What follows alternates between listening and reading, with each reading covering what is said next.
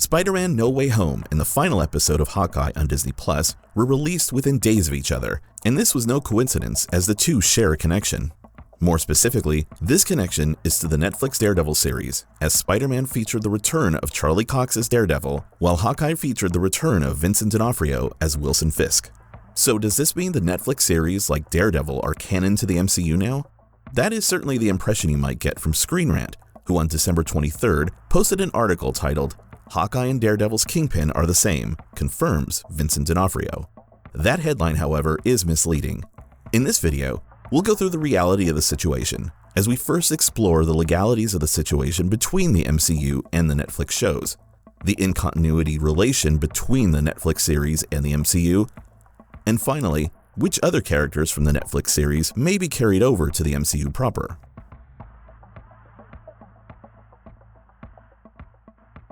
Behind Screen Rant's headline, "Hawkeye and Daredevil's Kingpin are the same, confirms Vincent D'Onofrio," is the following quote from the actor himself saying, "I think from my point of view, like a lot of the Avengers stuff, a lot of the MCU stuff, they tried to connect as many dots to the original canon as they can, and some dots are just not possible to connect. And that's what we've done with connecting to Daredevil and vice versa. There's some dots that are connected, like in the Hawkeye show, Fisk is obviously physically stronger and can take more physical abuse." In other words, D'Onofrio is tacitly confirming that not everything in Hawkeye's MCU canon connects to what was already established in the Daredevil series. The actor further clarified the relation between Hawkeye and Daredevil's Kingpin in another December 23rd article, this one published by Entertainment Weekly, titled, "Vincent D'Onofrio answers whether Hawkeye and Daredevil share the same Kingpin." On the challenge of getting back into character, years after playing him last time, he said, "Once I reconnected to the way I played him on Daredevil, what the events in his life were, and attached myself to the emotional aspects of the character, then it was fine. I was good to go. I know that we were picking up with the same guy. It's tough to connect all the dots, but they connected as many as they could, and that he had lost a bit of his power because of the blip. But the idea was to bring him into Hawkeye, to have him be the same character that he was in the earlier show, and play him like that."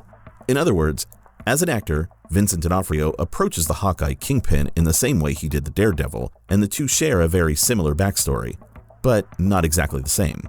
Outside of the Hawkeye Kingpin being much stronger, the Daredevil Kingpin never experienced the blip. Those two things, not to put too fine a point on it, make him 25% different.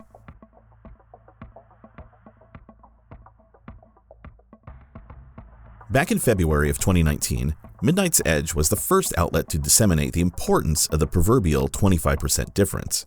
That's when we broke down how all Star Trek made before 2005 was made under the original Star Trek copyright, while all Star Trek released since 2009 was made under the alternate and legally separate Star Trek license. For the purpose of, among other things, further third-party licensing, everything made under the new, legally separate Star Trek had to be 25% different from the original. The number is not meant to be taken too literally, and there's no arbiter of exactly where the difference between 24 or 25 or 26% lies, nor does it refer exclusively to Star Trek. The same is true nearly every time a new party makes a new iteration of an IP someone else already made an earlier iteration of. What the catch-all term 25% different actually means is that it has to be different enough that those making a new iteration of an IP cannot be accused of monetizing unique design and story elements created by another party for a previous iteration of the same IP. So, if the lawyers of one party decides they can't sue us for this, and the lawyers of the other party concedes that however much we may want to, we can't sue them for that and win, it's 25% different. Now with that established, let's get back to the particular relation between the Netflix Marvel series and the Marvel Cinematic Universe. When the Marvel Netflix series first debuted, fans were led to believe that they would be part of the MCU proper.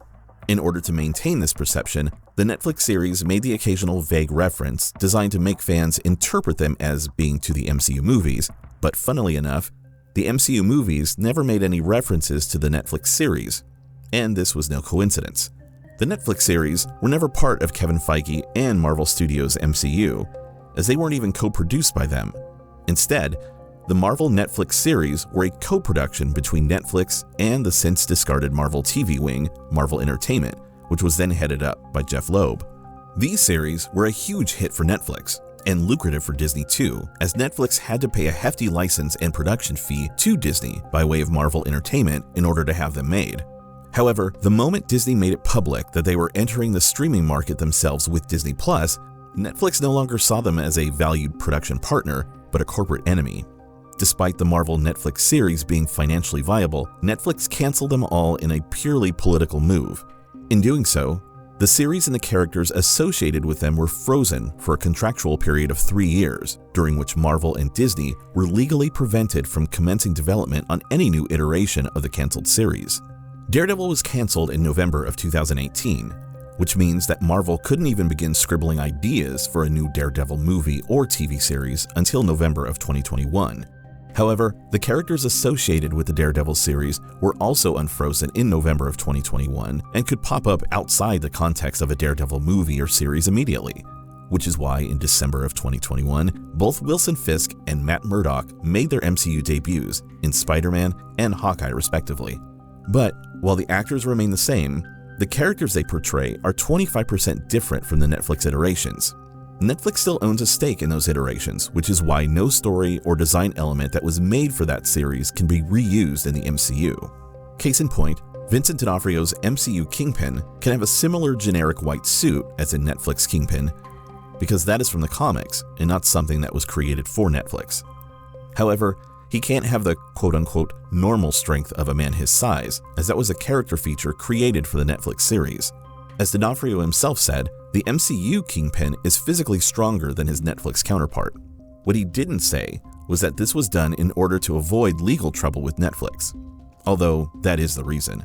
Hence, the MCU Kingpin has borderline superhuman strength, just like his comic book counterpart. Similarly, the MCU Kingpin can retain the parts of the backstory that were derived from the comics, but anything that was created for the Netflix show stays with the Netflix show. This also means that while the MCU Kingpin and the MCU Daredevil might have had past interactions, they can't have had exactly the same ones as the Netflix Kingpin and the Netflix Daredevil, because those story elements are co-owned by Netflix. For the same reason, when the MCU Daredevil eventually dons his suit, it won't be the same as the Netflix suit. Since it was developed for the Netflix series, Netflix still owns a stake in it, meaning it's off limits to the MCU, where he'll have to get another one. The only way Marvel could use everything associated with the Netflix shows is if they buy out Netflix stake in them, like how Viacom CBS recently bought out Netflix stake in the first 3 seasons of Star Trek Discovery, after they had walked out on funding and distributing Season 4 internationally. Marvel buying out anything won't happen though, as Kevin Feige reportedly had no interest in that. Keep in mind, he didn't develop the Netflix series. That was Jeff Loeb, and now the defunct Marvel Entertainment. According to Scooper and entertainment journalist Mikey Sutton, Kevin Feige is only interested in picking and choosing what he felt worked in the Netflix series, put his own spin on it, and disregard everything else, which he already can do right now. He even has an in-canon explanation for these discrepancies.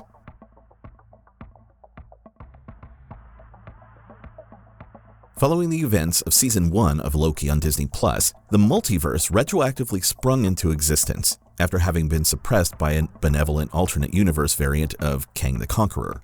This is Marvel's way of retroactively canonizing the franchises they only recently reacquired movie and catalog rights to, like the X-Men and Fantastic Four. Now, they all happened, but within their own pocket universes of the Marvel Cinematic Multiverse.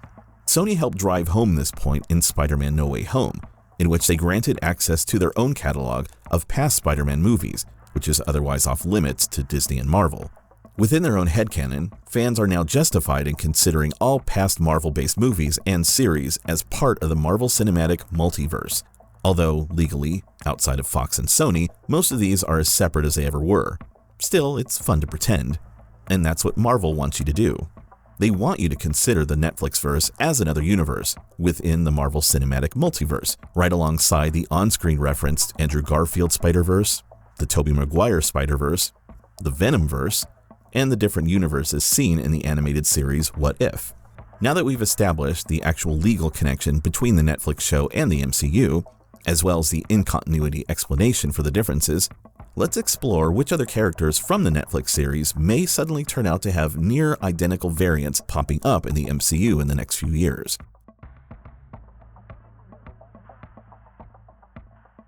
This comes from our good friend, Scooper, entertainment journalist, and Geekosity magazine founder Mikey Sutton. His track record is pretty good in these matters. By way of him, Midnight's Edge were the first to break that Andrew Garfield and Tobey Maguire were in talks to return for No Way Home. And by way of him, we were also the first to break that Kathleen Kennedy was lined up to be renewed for Star Wars. By way of Geekosity magazine, he reported on Charlie Cox and Vincent D'Onofrio returning months before they appeared on screen. On what is next for the Netflix shows in the MCU, Sutton's Geekosity magazine published on December 25th that despite how Hawkeye may have appeared to have ended, the Kingpin would be back. According to Sutton, these story beats from Hawkeye will be followed up in the upcoming Hawkeye spin-off series Echo on Disney+. This series will also feature Charlie Cox as Daredevil, and in turn set up the MCU Daredevil series. This Daredevil series could also be where the Punisher is introduced to the MCU, and in turn set up a Punisher series. According to Sutton, this series may be called Punisher War Journal, to separate it from the Netflix series. To this end, there have been talks between Marvel and Jon Bernthal, whom they want to reprise the role. We have heard no updates on the progress of those talks. Last we heard, Bernthal not only had monetary demands, but wanted some assurances that the character wouldn't be watered down, or lose his appeal to fans in the armed services and law enforcement. To him, this is part of the integrity of the character, and of the utmost importance to him, and kudos for that. Beyond that, it is too early to tell who will return of other and supporting characters. Other than that, according to Mikey Sutton, Finn Jones as Iron Fist will not be asked to return. That means there's no guarantee that Mike Colter will return as Luke Cage either, not because they don't want him, but because whoever is cast as the eventual MCU Iron Fist will need to have pitch-perfect chemistry with Luke Cage.